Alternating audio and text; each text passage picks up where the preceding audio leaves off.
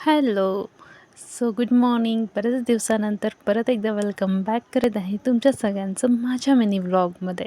कसे आहात सगळेजण? खूप छान, खूप मस्त, नेहमी आनंदी आणि असेच राहा. सो मधले 3-4 दिवस काय, एक 5-6 दिवस मी गायब होते. त्याला कारणही तसंच होतं. माझी लाडकी माझ्या अक्षूला बरं नव्हतं.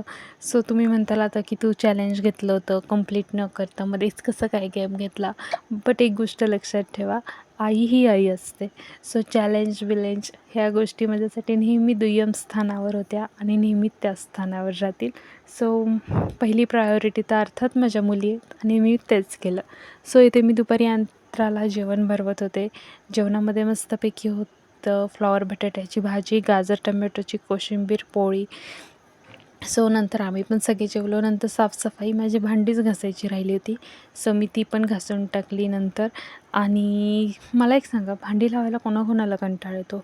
यार, मला तुम्ही कितीही भांडी द्या, मी घासू शकते.